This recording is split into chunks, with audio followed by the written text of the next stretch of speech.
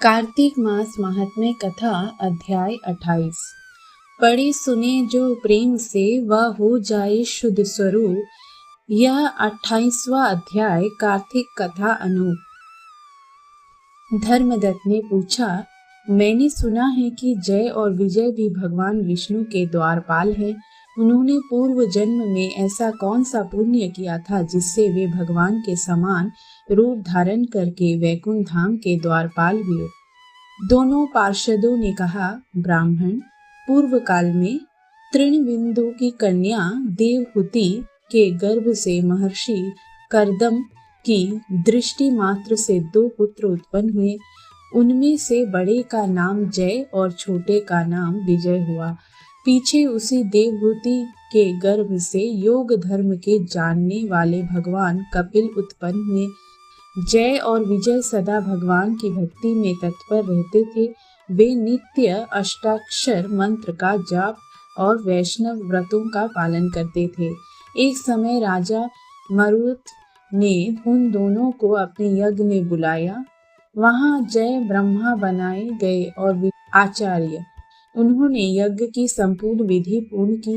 यज्ञ के अंत में अवभृत स्थान के पश्चात राजा मरुत ने उन दोनों को बहुत धन दिया। धन लेकर दोनों भाई अपने आश्रम पर गए। वहां उस धन का विभाग करते समय दोनों में परस्पर लाग डांट पैदा हो गई।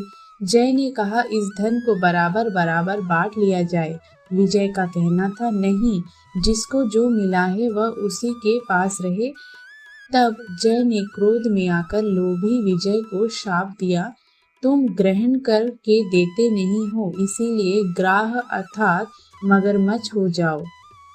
जय के शाप को सुनकर विजय ने भी शाप दिया, तुमने मद से भ्रांत होकर शापो दिया है, इसलिए तुम मातंग अर्थात हाथी की योनि में जाओ। तत्पश्चात उन्होंने भगवान से शाप निवृत्ति के लिए प्रार्थना की। श्री भगवान ने कहा, तुम मेरे भक्त हो, तुम्हारा वचन कभी असत्य नहीं होगा। तुम दोनों अपने ही दिए हुए इन शापों को भोग कर फिर से मेरे धाम को प्राप्त होगे। ऐसा कहकर भगवान विष्णु अंतर्ध्यान हो गए। तदंतर वे दोनों गंड नदी के तट पर ग्राह और गज हो गए। उस योनि में भी उन्हें पूर्व जन्म का स्मरण बना रहा और वे भगवान विष्णु के व्रत में तत्पर रहे।